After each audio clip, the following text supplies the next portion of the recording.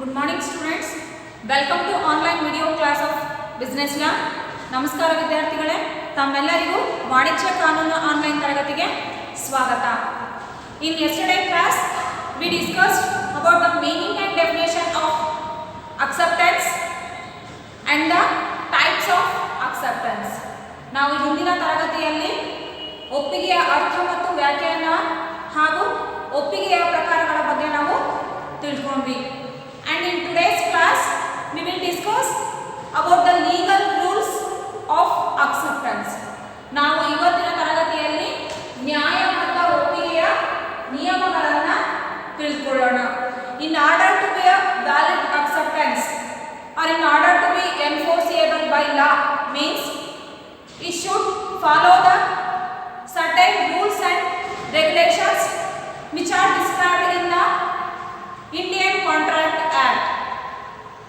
ಒಂದು ನ್ಯಾಯಬದ್ಧ ಒಪ್ಪಿಗೆ ಆಗಬೇಕು ಅಂತಂದ್ರೆ, ಕಾನೂನಿನ ಮೂಲಕ ಒತ್ತಾಯಿಸಲ್ಪಡಬೇಕು ಅಂತಂದ್ರೆ ಒಪ್ಪಿಗೆಯು ಕೆಲವು ಭಾರತೀಯ ಒಪ್ಪಂದ ಕಾಯ್ದೆ ತಿಳಿಸಿರುವಂತಹ ಕೆಲವೊಂದು ನಿಬಂಧನೆಗಳನ್ನು ಅದು ಪೂರ್ತಿಗೊಳಿಸಬೇಕಾಗುತ್ತೆ ಅಥವಾ ನಿಯಮ ಅಥವಾ ಸೂಚನೆಗಳನ್ನು ಅದು ಪರಿಪಾಲಿಸಬೇಕಾಗುತ್ತೆ. So let me discuss what are the different rules described under the Indian contract act.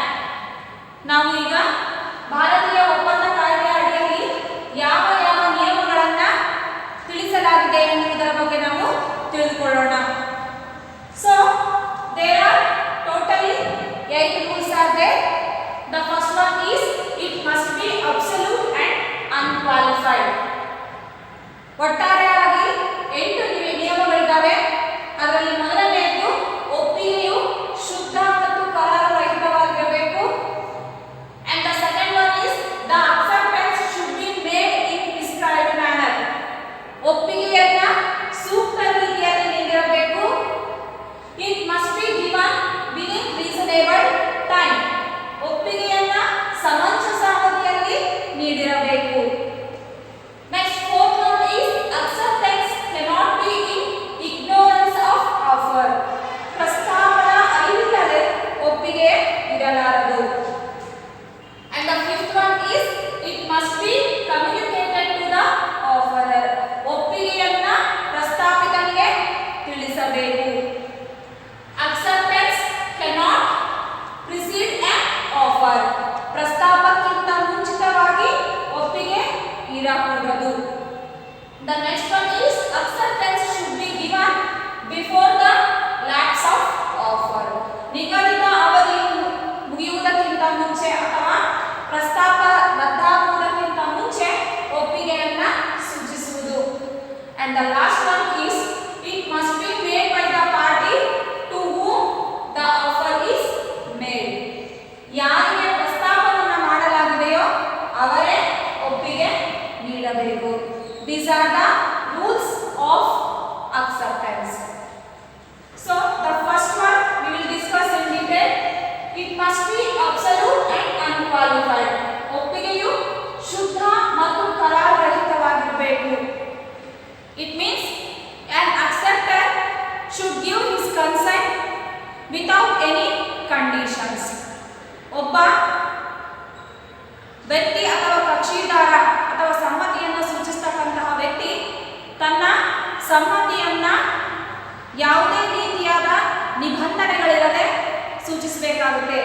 An acceptor must and should give his consent without any condition. If he make any conditions or if he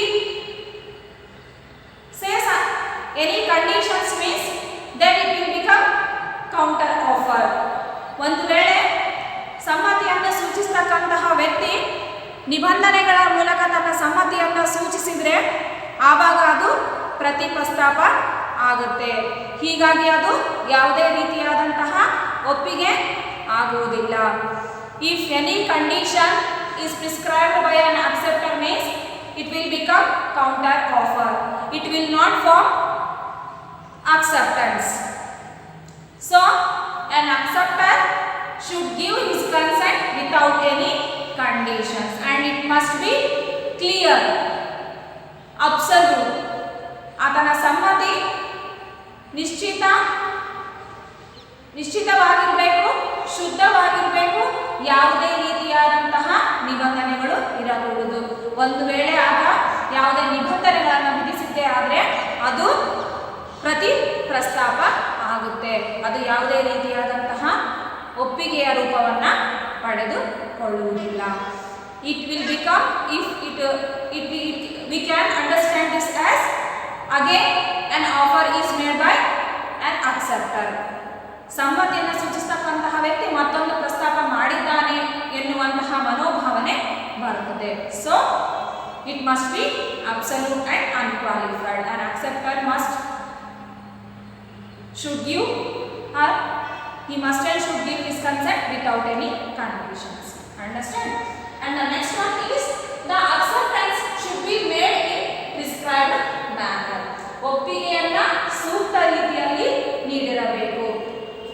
It means according to section 7 subsection 2 of the Indian Contract Act states that if the acceptance is not made in the prescribed manner means it will not become a valid acceptance. ಮೊದಲೇ ತಿಳಿಸಿರುವಂತಹ ಅಥವಾ ಮೊದಲೇ ವಿವರಿಸಲಾದಂತಹ ಅಥವಾ ನಿಗದಿಪಡಿಸಲಾದಂತಹ ರೂಪದಲ್ಲಿ ಒಪ್ಪಿಗೆಯನ್ನು ನೀಡದೇ ಇರುವ ಸಂದರ್ಭದಲ್ಲಿ ಅದು ಕಾನೂನಾತ್ಮಕ ಅಥವಾ ಶುದ್ಧ ಅಥವಾ ಕಾನೂನಿನ ಮೂಲಕ ರೂಪಿತವಾದಂತಹ ಒಪ್ಪಿಗೆ ಆಗೋದಿಲ್ಲ. It means an acceptance should be made in the form which is prescribed. ಮೊದಲೇ ತಿಳಿಸಲಾದಂತೆ ಅಥವಾ ವಿವರಿಸಲಾದಂತಹ ರೀತಿಯಲ್ಲಿ ಒಪ್ಪಿಗೆಯನ್ನ ಆತ ಸೂಚಿಸಬೇಕಾಗುತ್ತೆ. If he doesn't means it will imply that offerer and again offerer should prescribe the manner in which a other person should give his consent. ಪ್ರಸ್ತಾಪಕನು ಯಾವ ರೂಪದಲ್ಲಿ ಪ್ರಸ್ತಾಪಿತನು ಸಮ್ಮತಿಯನ್ನು ಸೂಚಿಸಬೇಕು ಎನ್ನುವಂತಹ ವಿವರಣೆಯನ್ನು ಆತ ನೀಡಿರಬೇಕಾಗುತ್ತೆ. And if a other person or acceptor doesn't give his acceptance in the prescribed manner means it is the responsibility of offerer to imply or to inform him to give his consent in a prescribed manner which is already given. ಒಂದು ವೇಳೆ ಪ್ರಸ್ತಾಪಿತನು ತನ್ನ ಸಮ್ಮತಿಯನ್ನ ನಿಗದಿತ ರೂಪದಲ್ಲಿ ಅಥವಾ ಮೊದಲೇ ತಿಳಿಸಲಾದಂತಹ ರೀತಿಯಲ್ಲಿ ತಿಳಿಸದೇ ಇರುವಂತಹ ಸಂದರ್ಭದಲ್ಲಿ ಪ್ರಸ್ತಾಪಕನು ಆ ವಿಷಯವನ್ನ ಪ್ರಸ್ತಾಪಕನಿಗೆ ತಿಳಿಸಬೇಕು. ಅಂದ್ರೆ ಇದೇ ರೀತಿಯಲ್ಲಿ ನೀನು ಸಮ್ಮತಿಯನ್ನ ಸೂಚಿಸಬೇಕಾಗುತ್ತೆ ಎನ್ನುವಂತಹ ಮಾಹಿತಿಯನ್ನ ನೀಡಬೇಕು. If he become silent means ಒಂದು ವೇಳೆ ಪ್ರಸ್ತಾಪಕನು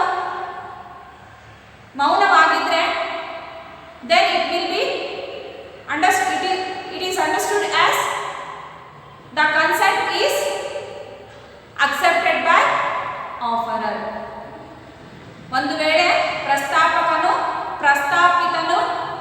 ತನ್ನ ಸಮ್ಮತಿಯನ್ನು ಸೂಚಿಸಿರುವಂತಹ ರೀತಿಯ ಬಗ್ಗೆ ಯಾವುದೇ ರೀತಿಯಾದ ಪ್ರತಿಕ್ರಿಯೆ ನೀಡದೇ ಇರದಿದ್ರೆ ಅಂತಹ ಸಂದರ್ಭದಲ್ಲಿ ಆತ ಯಾವ ರೀತಿಯಲ್ಲಿ ತನ್ನ ಸಮ್ಮತಿಯನ್ನು ಸೂಚಿಸ್ತಾನೋ ಅದೇ ರೀತಿಯನ್ನ ಆತ ಒಪ್ಕೊಂಡಿದ್ದಾನೆ ಅಂತ ತಿಳ್ಕೊಳ್ತಾನೆ. So it is the responsibility of an offerer to explain in detail to the offeree to give his consent in a prescribed manner. ಹಾಗಾಗಿ ಇದು ಪ್ರಸ್ತಾಪಕನ ಜವಾಬ್ದಾರಿಯಾಗಿದ್ದು ನಿಗದಿತ ರೂಪದಲ್ಲಿ ಅಥವಾ ನಿಗದಿತ ರೀತಿಯಲ್ಲಿ ಒಪ್ಪಿಗೆಯನ್ನು ಸೂಚಿಸಬೇಕು ಎನ್ನುವಂತಹ ಮಾಹಿತಿಯನ್ನ ಪ್ರಸ್ತಾಪಿತನಿಗೆ ತಿಳಿಸುವಂಥದ್ದು ಅವಶ್ಯಕ ಆಗಿರುತ್ತದೆ. And the next one is it must be given within reasonable time. ಒಪ್ಪಿಗೆಯನ್ನು ಸಮಂಜಸ ಅವಧಿಯಲ್ಲಿ ನೀಡಬೇಕು. It means an offeree must and should give his acceptance or the consent within the prescribed time or the fixed time. ಒಬ್ಬ ಪ್ರಸ್ತಾಪಿತನು ಅಥವಾ ಒಪ್ಪಿಗೆಯನ್ನು ಸೂಚಿಸತಕ್ಕಂತಹ ನೀಡತಕ್ಕಂತಹ ವ್ಯಕ್ತಿ ಏನಿದ್ದಾನೆ ಪೂರ್ಣ ನಿಗದಿತ ಅವಧಿಯಲ್ಲಿ ತನ್ನ ಸಮ್ಮತಿಯನ್ನ ನೀಡಬೇಕಾಗುತ್ತೆ. It means if offerer has prescribed any time limit for the acceptance means the acceptance should be given within that period by the acceptor. ಒಂದು ವೇಳೆ ಪ್ರಸ್ತಾಪಕನು ನಿಗದಿತ ಗರಿಷ್ಠ ಅವಧಿಯನ್ನು ಅಥವಾ ನಿಗದಿತ ಅವಧಿಯಲ್ಲಿ ಒಪ್ಪಿಗೆಯನ್ನು ಸೂಚಿಸಬೇಕು ಅಂತ ಏನಾದರೂ ಸಮಯವನ್ನು ನಿಗದಿ ಮಾಡಿದೆ, ಆ ನಿಗದಿತ ಸಮಯದಲ್ಲಿ ಪ್ರಸ್ತಾಪಿತನು ಅಥವಾ ಒಪ್ಪಿಗೆಯನ್ನು ಸೂಚಿಸತಕ್ಕಂತಹ ವ್ಯಕ್ತಿ ಒಪ್ಪಿಗೆಯನ್ನು ನೀಡಬೇಕಾಗುತ್ತೆ. If the time limit is, ಒಂದು ವೇಳೆ ಸಮಯದ ಅವಧಿ ಮುಗಿದ್ರೆ, if the time limit is close means if an offeree given his consent after the period which is fixed at the time of offer, then it will not formulate an acceptance. ಒಂದು ವೇಳೆ ಪ್ರಸ್ತಾಪಿತನು ತನ್ನ ಒಪ್ಪಿಗೆಯನ್ನು ನಿಗದಿತ ಅವಧಿ ಮುಗಿದ ನಂತರ ನೀಡಿದ್ದೇ ಆದರೆ ಅದು ಯಾವುದೇ ರೀತಿಯಾದಂತಹ ಸಮ್ಮತಿ ಅಥವಾ ಒಪ್ಪಿಗೆಯ ರೂಪವನ್ನು ಅದು ಪಡೆದುಕೊಳ್ಳುವುದಿಲ್ಲ. It means an acceptance or the acceptor must and should give his consent within the time period. And the next one is acceptance cannot be in ignorance of offer. ಪ್ರಸ್ತಾವದ ಅರಿವಿಲ್ಲದೆ ಒಪ್ಪಿಗೆ ಇರಲಾರದು. It means without knowing the offer, how can an acceptor or offeree can give his consent? ಪ್ರಸ್ತಾಪದ ಬಗ್ಗೆ ಅರಿವಿಲ್ಲದೆ ಪ್ರಸ್ತಾಪಿತನು ಯಾವ ರೀತಿಯಾಗಿ ತನ್ನ ಸಮ್ಮತಿಯನ್ನು ಸೂಚಿಸಬಹುದು? Yes, he must and should have the complete knowledge regarding the offer which is offered by an offerer.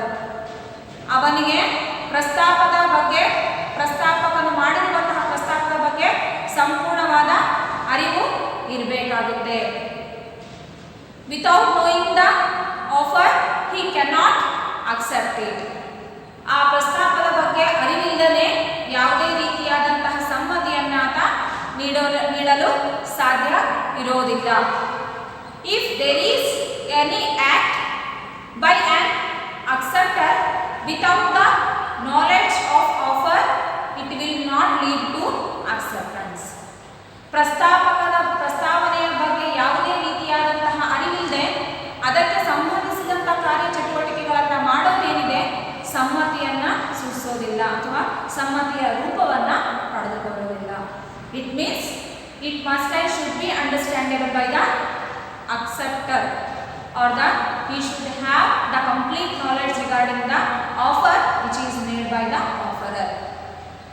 Next one is it must be communicated to the offerer. ಒಪ್ಪಿಗೆಯನ್ನು ಪ್ರಸ್ತಾಪಕನಿಗೆ ತಿಳಿಸಬೇಕು. An acceptance must be communicated to the offerer. ಸಮ್ಮತಿಯು ಪ್ರಸ್ತಾಪಕನಿಗೆ ತಿಳಿಸಿರಬೇಕು ಅಥವಾ ತನ್ನ ಸಮ್ಮತಿಯನ್ನು ಸೂಚಿಸಿರೋದನ್ನ ಪ್ರಸ್ತಾಪಕನಿಗೆ ತಿಳಿಯಪಡಿಸಬೇಕು. Then only a legal contract will came into existence. ಆವಾಗ ಮಾತ್ರ ಕಾನೂನುಬದ್ಧವಾದಂತಹ ಕರಾರುಗಳು ಅಥವಾ ಒಡಂಬಡಿಕೆಗಳು ಜಾರಿಯಾಗೋದಕ್ಕೆ ಸಾಧ್ಯ.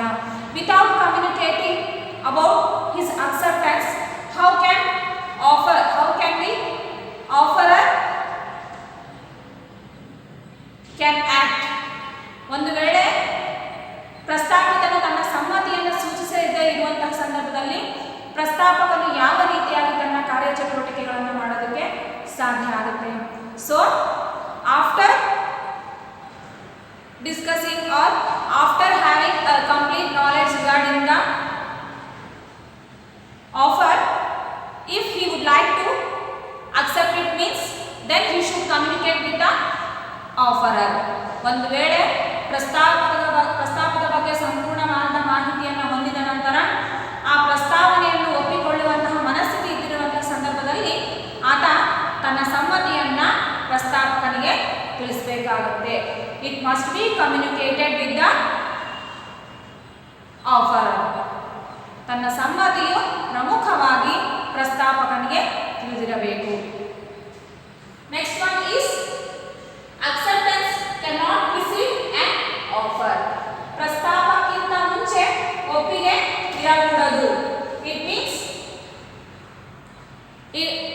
ಪ್ರಸ್ತಾಪಕ್ಕಿಂತ ಮುಂಚೆ ಒಪ್ಪಿಗೆ ಇರಬಹುದು. Without an offer, how a person or a acceptor can give his acceptance or the consent. ಯಾವುದೇ ಪ್ರಸ್ತಾಪವಿಲ್ಲದೇನೆ ಯಾವ ರೀತಿಯಾಗಿ ಪ್ರಸ್ತಾಪಿತನು ತನ್ನ ಸಮ್ಮತಿಯನ್ನು ಸೂಚಿಸೋದಕ್ಕೆ ಸಾಧ್ಯ ಆಗುತ್ತೆ. Without knowing or without an offer, how can he give consent? He should give his consent only an offer is made by an offerer. ಪ್ರಸ್ತಾಪಕನು ಮಾಡುವುದಕ್ಕಿಂತ ಮುಂಚೆ ಪ್ರಸ್ತಾಪಿತನು ತನ್ನ ಸಮ್ಮತಿಯನ್ನು ಸೂಚಿಸಲು ಸಾಧ್ಯ ಇರೋದಿಲ್ಲ. It means before giving an offer, an acceptor cannot give his consent. ಪ್ರಸ್ತಾಪಕ್ಕಿಂತ ಮುಂಚೆ ಪ್ರಸ್ತಾಪಿತನು ತನ್ನ ಸಮ್ಮತಿಯನ್ನು ಸೂಚಿಸಲು ಬರುವುದಿಲ್ಲ. He must and should give his consent only after an offer is made by an offerer. ಆತ ತನ್ನ ಸಮ್ಮತಿಯನ್ನ ಪ್ರಸ್ತಾವನೆ ನೀಡಿದ ನಂತರ ಪ್ರಸ್ತಾವನೆಯ ಬಗ್ಗೆ ಸಂಪೂರ್ಣವಾದ ಮಾಹಿತಿಯನ್ನು ತಿಳಿದುಕೊಂಡ ನಂತರ ಮಾತ್ರ ಒಪ್ಪಿಗೆಯನ್ನ ಸೂಚಿಸಬೇಕಾಗುತ್ತೆ. Next one is acceptance should be given before the lapse of offer. ಪ್ರಸ್ತಾಪ ರದ್ದಾಗುವುದಕ್ಕಿಂತ ಮುಂಚೆ ಒಪ್ಪಿಗೆ ಸೂಚಿಸಬೇಕು. It means an acceptor must and should give his consent before the lapse of or withdrawal of an offer. ಪ್ರಸ್ತಾಪಿತನು ತನ್ನ ಪ್ರಸ್ತಾಪವನ್ನು ಹಿಂತೆಗೆದುಕೊಳ್ಳುವುದಕ್ಕಿಂತ ಮುಂಚೆ ಅಥವಾ ಆ ಪ್ರಸ್ತಾವನೆಯು ರದ್ದಾಗುವುದಕ್ಕಿಂತ ಮುಂಚೆ ನೀಡಬೇಕಾಗುತ್ತೆ. He should give his consent before the lapse of or withdrawal of an offer by an offerer. If he given his consent after the prescribed period of time means it will not constitute an acceptance. ಒಂದು ವೇಳೆ ನಿಗದಿತ ಅವಧಿಯಲ್ಲಿ ಅಥವಾ ಆ ಪ್ರಸ್ತಾಪ ರದ್ದಾಗುವುದಕ್ಕಿಂತ ಮುಂಚೆ ಆತ ತನ್ನ ಸಮ್ಮತಿಯನ್ನ ಸೂಚಿಸಿಲ್ಲ ಅಂತಂದ್ರೆ ಅಥವಾ ಆ ಪ್ರಸ್ತಾವನೆಗೆ ಸಮ್ಮತಿಯನ್ನು ಸೂಚಿಸಿದ್ದೇ ಆದರೆ ಅದು ಸಮ್ಮತಿಯ ರೂಪವನ್ನು ಪಡೆದುಕೊಳ್ಳೋದಿಲ್ಲ. It means an acceptor should give his consent before the withdrawal of offer by an offerer. ಪ್ರಸ್ತಾಪಕನು ತನ್ನ ಪ್ರಸ್ತಾವನೆಯನ್ನ ಹಿಂತೆಗೆದುಕೊಳ್ಳುವುದಕ್ಕಿಂತ ಮುಂಚೆ ಅಥವಾ ರದ್ದಾಗುವುದಕ್ಕಿಂತ ಮುಂಚೆ ತನ್ನ ಒಪ್ಪಿಗೆಯನ್ನ ನೀಡಬೇಕಾಗುತ್ತೆ. And the last one is it must be made by the party to whom the offer is made. ಯಾರಿಗೆ ಪ್ರಸ್ತಾಪ ಮಾಡಲಾಗಿದೆಯೋ ಅವರೇ ಒಪ್ಪಿಗೆ ನೀಡಬೇಕು. It means it must be the consent must be given by the party to whom an offer is made. ಒಪ್ಪಿಗೆಯನ್ನ ಕೇವಲ ಒಬ್ಬ ವ್ಯಕ್ತಿ ಮಾತ್ರ ನೀಡಬಹುದು.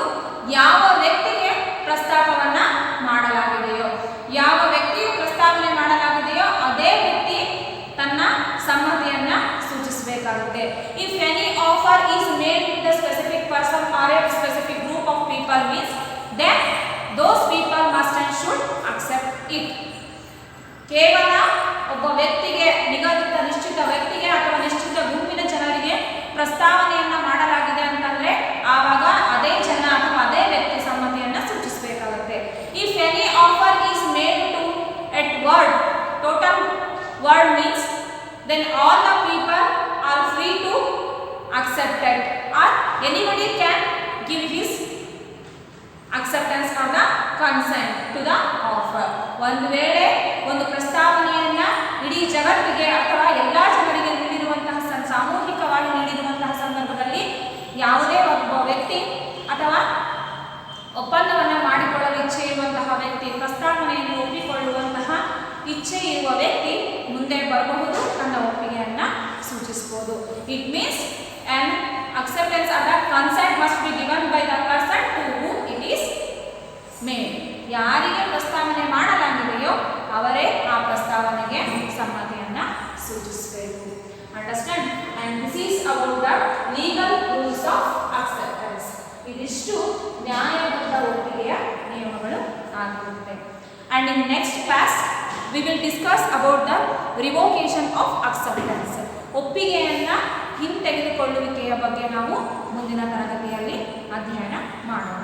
Thank you.